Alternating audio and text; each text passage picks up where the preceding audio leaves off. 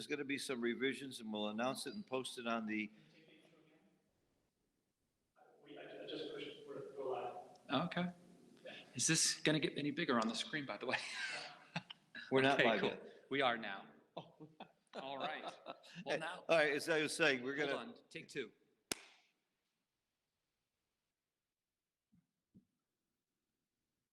Ah, there you go. I'm screen sharing the wrong one.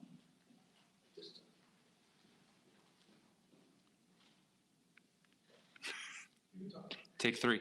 Go ahead, Phil. Back to the intro game. Okay, we published the schedule, but it's going to be changed a little bit because except for the four semifinalists that survived today, everybody else wants to play in the major big Istaver tournament that starts. It's already started in some of the, but the main starts tomorrow. They've got a major ceremony where they have honored guests and lots of really fun announcements. We're going to make that. So there may be some revisions. Just keep checking the UBC, the Facebook, Backgammon Galaxy for updates. And I'll try and give you updates later as we know them. We're about to see a match between two amazing players. You see on the screen, Myhr will be at the top and Zdenek at the bottom. Their scores so far, they played two matches. And Zizi, I'm going to call him Zizi because that's easier for me than Zdenek, has won both matches, so he has 2 points. They've only done the analysis of the XG file on the first match, and Thomas won that. He played at 1.57, and Z just can't play well enough. He's playing only at 2.6. You can't expect to win against a player like Thomas. Can you imagine that? I don't know if you have any idea what kind of unbelievable skill that is to play, especially under this kind of stress. So we know the score is 2-1. We don't know the PRs for the second match. We'll let you know as soon as we know. Okay, we've got action here. Let's go. Take it away, Justin, because you're my action man. By the way, we're using a new microphone that we hope will eliminate some of that echo that you were hearing before.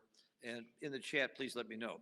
Oh, also one thing, I looked at the chat later, and I noticed somebody asked about Nick Blazer. Is he retired or what? And the answer is no. He's alive and well, and Nick and I go back a long way. He was one of my students, and he went on to become much better than me, and working for and worked with a couple of other really good teachers, and including Mark Olson, and joined the staff of Mark's group with Galaxy, and has done a lot of commentary at the World Championship. He and I did the World Championships last year. He took the main, most of the main matches, and I took the secondary matches. This next year, I'm going to be his partner. We're going to both do main matches, and maybe we'll do some secondary matches too. We're both going to do the finals together, so I'm looking forward to working with Nick. He's really an old good friend of mine. We've chouetted and traveled together all over the world, and I think he's a great commentator. I've learned from him. I've learned backgammon from him now, and he's learning a little bit of how to have fun from me. I think that's the case. Nick knows how to have fun on his own. He's a great guy. So anyway, he's still alive and well. Let's take a look at this match now. What's happening? 0-7. You got the golden point made by Thomas. That's the opponent's 5 point. So he's going to be in this game forever. You don't double the guy out very quickly in that situation. We do have the pip count shown now on the XG file. That's great. I just fixed the volume. We're good. Okay. Get the volume all set up. Great. Perfect. Absolutely perfect. Okay. Trying to slow it down. So we've got two amazing players who are proving it over and over again this whole week. They've been both playing great. The idea of a 7-point match in this kind of competition, playing at 1.5, just was unheard of, just a rarity a few years ago. Now we're seeing it a lot. All right, that's a great roll for Thomas. And Z's in trouble if he doesn't perform here. Oh, double twos I would call performing, coming in and making your 4-point and hitting. That's a performance. That certainly is called the Joker. where's your 4? I guess it's, yeah, it's head down. You want to reduce shots. You know, when we talk about being outboarded, what we mean is how many points you have in your inner board. And right now, ZZ has 3 points and Thomas has 2. That's one of the major reasons that that play of coming down and avoiding leaving a shot is important. Also, it's a good builder. I mean, the upside here, if you switch and put 2 on the roof, is that you might pick up the 2 blots in the outfield, but grabbing the 21 points seems really strong as well. But hitting 2 was right, wasn't it? Yeah, it was. Yeah. That's a play. It's a tough find. That's a play you should, no, it's not that hard to find if you know, if you see, he's got 2 blots in the outfield. I think I would have made that play almost instinctively. Of course, hitting is my thing. I love to hit. Hitting is fun. Just ask the ex-wives. Yeah, just, yeah. kidding. Right. No, we don't do those shows anymore. I'm kidding. Okay. I've gotten in so much trouble with much less than that. The police are outside for you? No, we're going to pick you up. See, you're too young to have too many ex-wives. That's the problem. You don't understand. No, I don't plan on having any. That's a good plan. That was my plan all 3 times. I like this lady singer that I saw that recently. She said, by the way, I want everybody to know that everybody to know that I'm divorced. I didn't want to be divorced. I wanted to be a widow. I just love that comment. Okay, back to the match. Coming on the ace, no, hit, that's what I would try. But the bot thinks that coming into the 20 and playing 6 to 5 is the best play. I'm glad Thomas is considering it. My play is a slight error. They're so close. Yeah. I don't, you know, XG is set usually that it's not even an error unless it's .02. And this is right at .02. There you go. Right on the button. That's my style. But it's semantics, whether it's an error or blunder. Blunder is .08. It's semantics. Mochi's blunders are just set anywhere. to .02. Yeah, he wants to know if he does anything more than .0. You can change that setting, of course. Yeah, mine's set to .05. That's more my Yeah, speed. no, an error for me is .23 or higher. It'll flag me that I've made a big mistake. And my blunders are .555.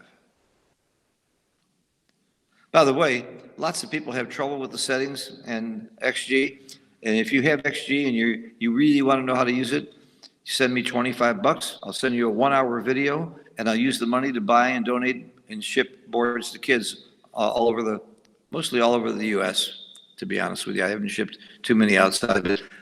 We've sent So the 2-1 hits. a few hundred boards using donations and the money I get from those videos. 5-4, we have a new anchor. Okay. This is going to be a longer game with those anchors. 5-3 is not a nice number. Z was on the verge of being doubled out when he rolled double twos. That's what I love about this game. It can turn really big in one roll. I wonder what the luck factor, I'm sure it'll show up as a joker. I think it's funny that like making the 10-point is tied with just putting 4 checkers on the 3-point. Yeah.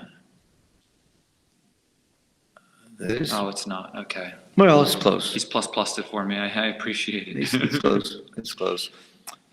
What Jason is talking about is that, Justin is talking about, I'm sorry, is when you hit a button, you get an initial reaction from an initial evaluation, which can be increased by hitting plus plus. And often plus plus will improve the information greatly, give you a much more accurate reading. If you want to be really accurate, roll it out, but that takes a while. We're not going to do any of that during the match itself.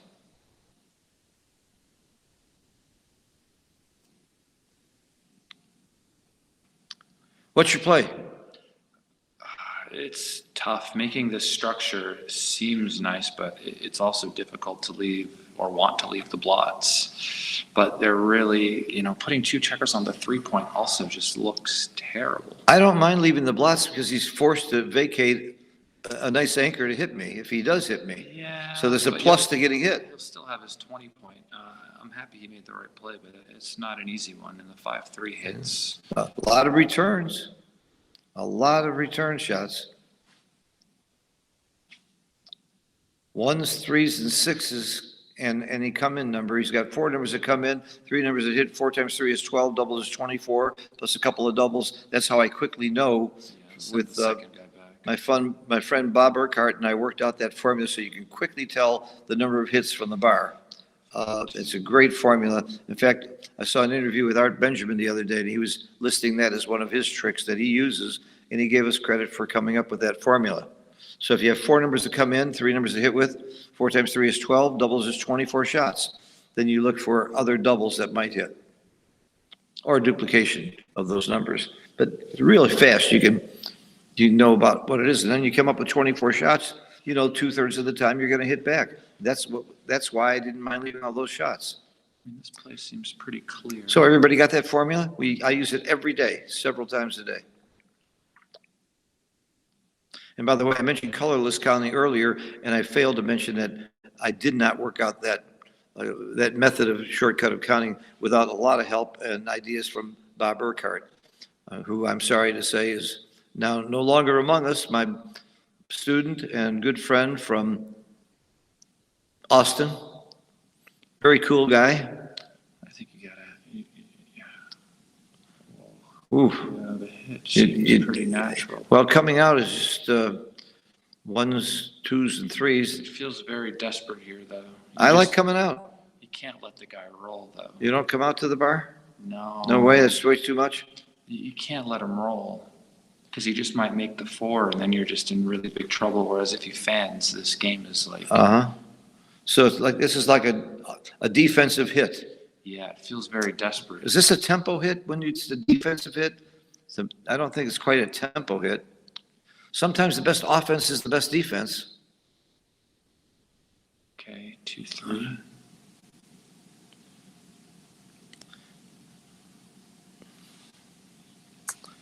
This is the kind of position that could swing either way. A hit there would have been a good swing, but that's not a bad roll, getting out of there.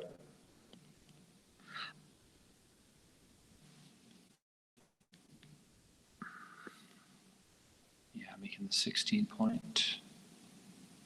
By the way, while I was on the subject real quick about Bob Urquhart, you know what he did for a living? He worked at IBM. You know what his job was? Problem solver. Anybody who had any problem anywhere of any kind, 2-3 doesn't they asked Bob Urquhart. That's, And that's not good. this is not good. Wow. I guess you have to switch 4-1 because you don't want to step close enough to where you're leaving a double shot. So if you play the 2 down and play like 4-1, maybe.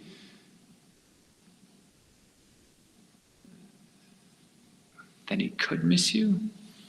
Yeah, if you leave 2 shots, then you're leaving yourself open to really get attacked on the other side, too. I probably played 14-12, 4-1. But maybe there's something special about leaving the 5. I want to chat every now and then, see if there's anybody's got any questions that we might find interesting.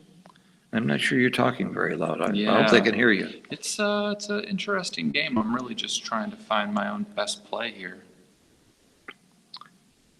Can I remind you of something? You're out of the tournament. You know, this is them playing. I hear you. You lost. Just wake up. You know, I mean, reality here. I hear you. You got a beautiful wife. You got a beautiful life, but you're out of the tournament. It's not about you. What should they do? They should do the best play. Okay. 9-7, 6-2.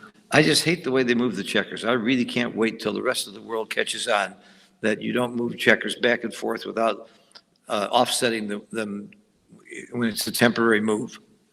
I was a champion of that rule, and it's caught on pretty much in the United States. In fact, the rule is if you don't do that, you can't move the checker back because all this back and forth movement can drive you nuts trying to watch your opponent and see where it goes. And people often make mistakes, even giants.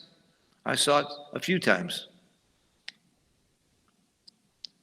This is a legal moves tournament, however, that helps if one guy makes a legal move, the other guy can correct it. And if they get confused, all they have to do is ask us when we go back on the tape, see what they had. So it's a little better here. This play has a lot of value because of the blot in the inner board.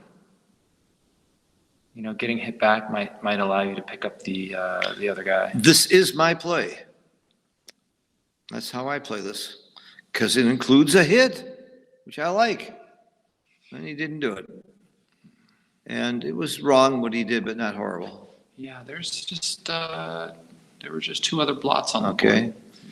So what's our pip count? 33 pips? I might get frisky here. Yeah, but there's 2 anchors. I don't know. There ain't gonna be 2 anchors that long. If you can survive a roll or 2, he's got a break. I'm starting to think about doubling very seriously. And, oh, there's XG. It's wrong to double, but not by a lot, but it certainly is right to stop and think about it. We're no longer up on the 14th floor, but we're in a different hotel. There's 2 hotels here, and they're in one side and we're on the other. We're in the airport hotel, and they're in the Istanbul Wow Hotel. And they're in the middle is a huge conference center with, I think, the largest backgammon room. Cyprus is pretty big. But this is even bigger. I haven't been to Cyprus. Oh, this is a scoop. He doesn't even let it touch the floor. Yeah. Double 5s, that is atrocious. I told you it wasn't a double. Yeah, no one listens to me. Not even you, Phil. Oh, I make it a habit to not listen to you. What? I'm sorry. I said I made it a habit to listen to you. What? Okay. I said pass the salt. Look at this 50-50 game. I don't know how he's going to bring this home. It's going to be doubles or nothing. He won't bring it home. It'll be doubled out.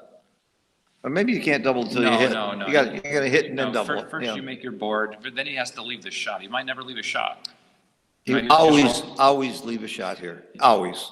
With what? There's no number. You could roll double 6s and bring it home with no shots. What are you talking about? I'll give you 2-1. Only 2-1 on double 6s. No, Do I I'll look give like an idiot? I'm giving you 2-1 that I'm giving you 2-1 that Z leaves a shot. I'm giving you 2-1 that Z will Well, leave he's a shot. likely to leave a shot, but That's he what I does. mean. But why would you cube before he leaves it? Oh, I'm not defending the cube. I agree. I would never even thought about the cube there, except I did. I only thought about it when you thought about it because I'm like, what's there thinking about? But you know. So I'm going to throw your game off real good, huh? Okay, here we just volunteer it right away. Which one? The one from the 14. So if he doesn't roll, yeah, you clear from the rear. If you volunteer the other one and you get away with it, you still have to clear from the 14. Yeah, you do the hardest thing first. This happened with me in a match with Oliver, and didn't do the hardest thing first. And then even though we got away with it the first time, he still had to bring everything else home. All right, but look at XG now. Let's cheat. They're really close. wow. I'm sure you're right, but it's very, very close. What's the reason? I'll tell you the reason. Because Thomas is stiff. He doesn't have a lot of timing to hold his board and those 2 points. Yeah, like why? Yeah. And you leave fewer shots the other way. The other way, you're leaving 14 numbers instead of this 15, 17. Duplication for the sake of duplication, though. You know, it's like, why play with 2 blots? If you're hit, they might just play on instead of doubling you out, you know? Yeah. I did a online lecture thing with Matt Cohen-Geyer about 2 weeks ago. He doesn't like duplication. He said, no, he didn't even say he didn't like it. He said, is that a thing? Yeah. That was his comment. Yeah, he doesn't like it. Is that a thing? He says, I just count the shots. Don't give me this duplication stuff. All right. Yes. Got away with it. No, okay, he misses. It's a miss. Yeah, I know you would have hit here, but I miss it. yeah. You got to do it faster so they don't notice. Yeah, but not only is it a miss, this is what I was talking about a minute ago. Thomas doesn't have timing. He's got to break his board, break one of those points. Is there some logic to breaking off the 5 Not point? yet. You just Okay. bring both in, I think, for now. I mean, is there a logic to it? Of course. Of course there is. But Yeah. I think tactically for the next roll, maybe you just hold on one more roll. I would have looked long and hard about running from the 20, and it's not bad. It's close. Yeah, no, it's a good idea. It's often right. in Because some it's not situations. likely to be attacked very successfully, and I like not getting hit outside. That's the reason. Closer is better. Closer is fewer shots. Or is that 2? Nope. Missed. Okay. Is there any merit to paying both off the 5 and making 2 inside points? I guess not. No. I guess not. And holding that point? I mean, the problem is you'd have to like fill it back in again if you get a shot and hit Yeah. somebody, right? Down 40 pips in the race, the shot is the whole thing. I think, the cube's on the other side already. Yeah, you make the ace? Oh, there's 5. You're kidding, okay.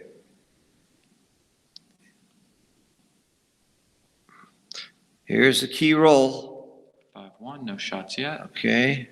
Still waiting for doubles or 6-4. Even if he leaves a shot, it's only about 30% or so to get hit, proving what a great cube it was in spite of Justin's criticism of that. Nah.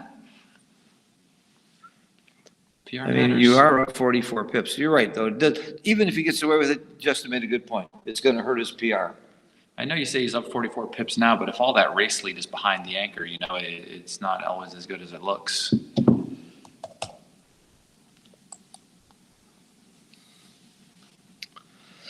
It's not as good as it looks when you got all those checkers on the ace point. Anybody who studied wastage, the way I do it, 2 pips for every one more than one on the ace, and 1 pip for every one more than one on the 2, open 4 point. A lot of wastage for white. But still, you can afford some wastage when you're up 40 pips.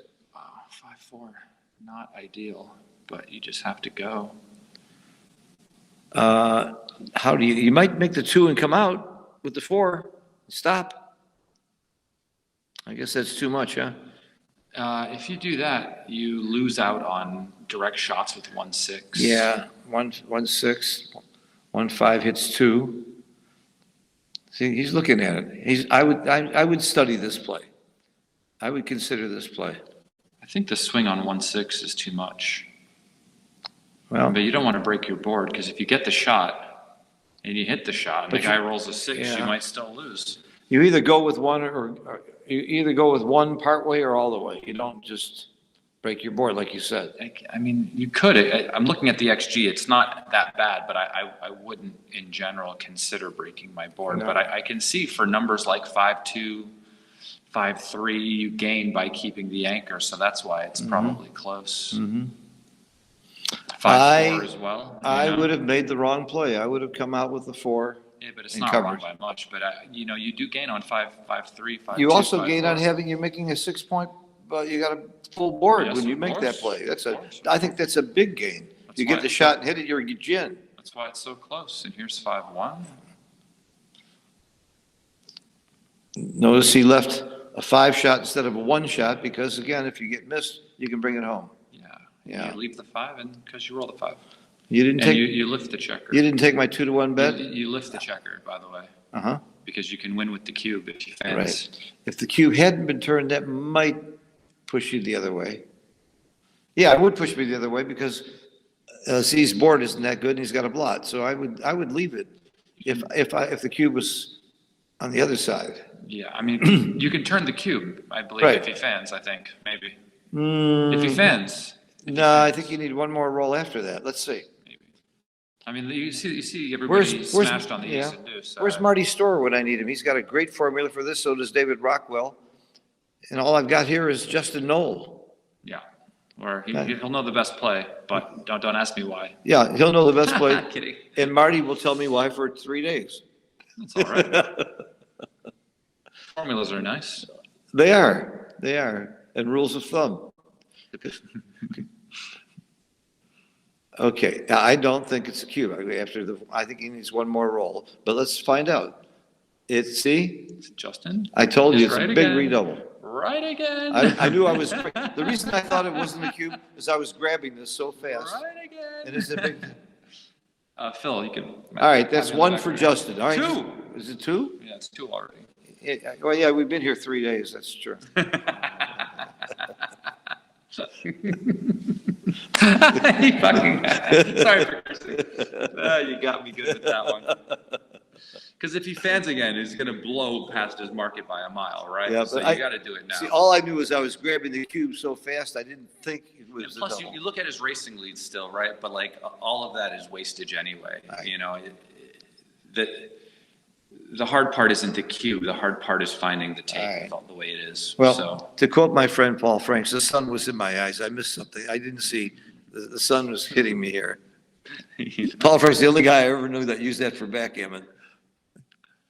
for his excuse for making a horrible play. But by the way, over the board, I would take a lot more time to figure out. I think Tim Cross told me the other day he generally takes when he's within like if he's up by 14 pips or something like that. I think Tim told me that the other day.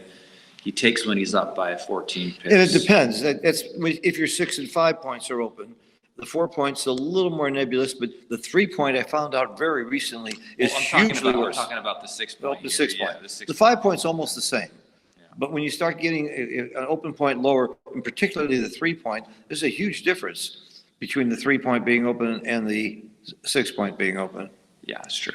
Because you might not be able to even leave that easy. You might not come in and leap. And they can also build like outside primes in some positions, but not this one because the checkers are. The other thing is that O'Loughlin educated me on this one too. You don't just add 25 pips for the checker on the bar because you have to take into account the probability of not coming in.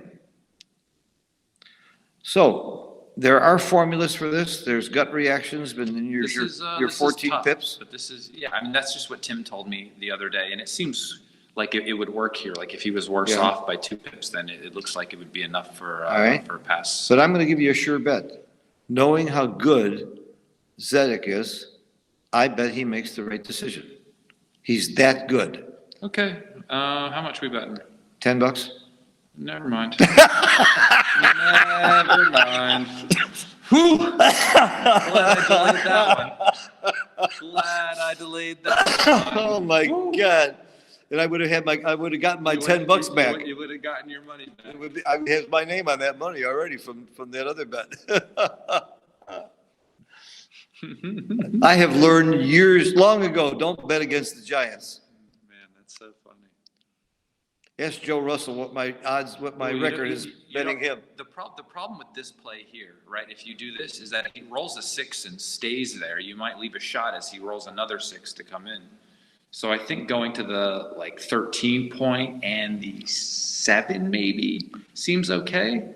You only get hit with 6-1. It's often right to volunteer when he's on the bar, and especially the other factor is look at Z's board. He's got a blot. And you still get shots with 6-2, 6-3, 6-4, Right. 6-5, I guess. But here, if he rolls a 6 and he's not going to stay there though. He's thinking about it, but you have to go because you don't want to waste any more in this race than you already have. Not only that, look what happens to your 4. If you get into a hitting exchange, you could get gammoned. So there's no gammons. if he stays stays and breaks his board, you don't want. When you pick up 3 checkers or something. You could pick up 2 checkers, whatever. If you didn't have to break your board, you'd think long and hard about staying. If you had a spare on the 6. If I had some other checker to play. Look how close it is. Holy cow. Yeah, but you got to. How could it be that close? Because 6-1, 6-2, 6-3, 6-4. Yeah, but then you got no board. He's got to give it to you. You've got to hit it, and you got no board when that happens. And when you hit it, you got 2 blots to have in your board as well. But the race is really close. That's why I would run. Again, the race isn't as close as it looks because of wastage. You got to keep remembering. But the thing is, you're going to be wasting even more if you break your 6. You're right. You're absolutely right. I was coming out until I saw XG how close it was. Then and XG says come out, by the way. But when I saw how close it was, I began to wonder about the logic of it.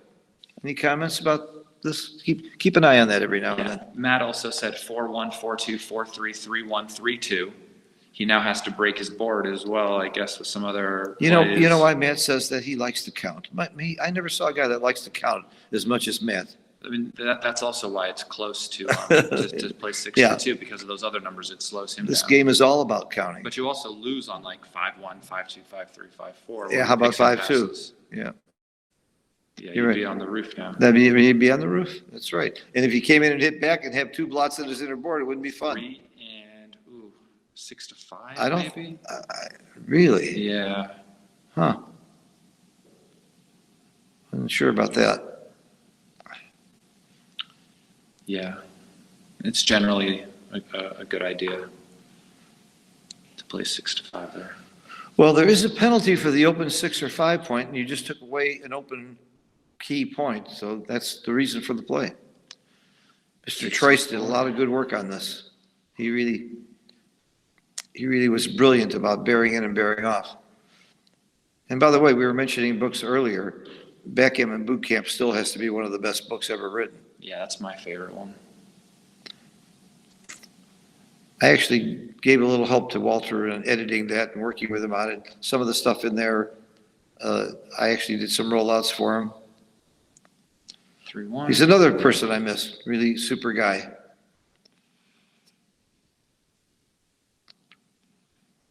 5-1. So there's 2, 4, 6, 8 checkers here. 2, 4, 6, 8, 10, 11. Okay, he's going to need some help. Yeah, this is 6-3. when you have a 4 cube, it is monstrous to get. You know, these every one of these rolls is a huge roll, whether it's good or bad. 2, 3. And Okay. Z's not out of this. All of his doubles work very efficiently. That's one advantage of this position. If you can roll any doubles at all, it's going to be big. If he rolls, okay, 5-2 is good roll. 2 off. Z's going to need a double. He's going to need a double. And that's not a bad double. That's a good one. That's a good one. He really needs to roll a 6 here.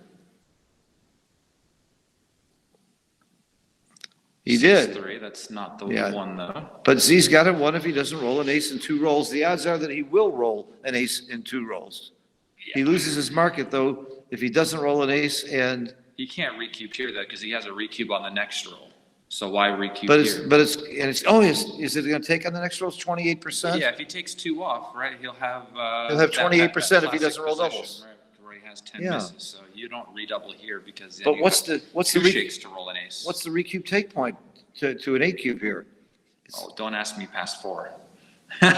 Wait, we should be able to figure this out very easily. If Yeah. we know his odds of winning would be 28%. You just have to wait till Matt answers, that's all. It'll be faster. Well, I don't want to see Matt's answer. I'm smart enough, and so are you, to figure this out. 5-2. That's Okay. it. And Now- and now you can also try to fade Oh, his this is doubles. fun. This is fun. 6-1. All right, Okay, now, now we have a redouble. okay, now we know it's 28% chance for black to win, for Thomas to win. I'm sorry, 30, it's not 28, it's 31%. This will be a fast match, my friends. It's 31%. All right, now here's a bet. You want to bet on who rolls an ace? Ace! Oh! There's an ace! Oh, From wow. outer space, crazy. I'll tell you what, I What's bet the the PRs are great. Look at those PRs. Both played under 2. Oh, we need a It's rollout. how, of course. Well, this Thomas Myhr is looks like not he wins official. 2 points. Yeah, this is not official. This is not official, This and it is could not, change. This is like a 3-ply. Some of them are plus. Oh, plus. my God, though. Both played under 2. What an exciting game. Of course, you're going to, it was only a 2-game, what was it, a 2-game match? A 3-game match? So, it was a 1-game match. It was a 1-game match. One Phil. game We had an match. 8-cube. Yeah, that's right. Wow, that's a lot of fun. Wow. Okay, let me see who we got up next. We have, Oh, by the way, Yeah. Matt said in the chat that with the 4 checkers there, with 3 on the 1 on the checkers on the 1, 2, 3, it's a beaver for money. yeah, Yeah, I understand that, but with 31% winning chances, what was the take point? But they say like 25% in here. But it's Okay, so we know he had 31%. And he won, the odds of rolling a 1. Oh, double ones works, it's 28%. double ones takes. So there's only 10 So he rolls, only has 10 there's only 10 rolls, 10 out of, here's a real good trick. 1 out of 36 is 2.778%. And I'm pretty good at multiplying anything times 10.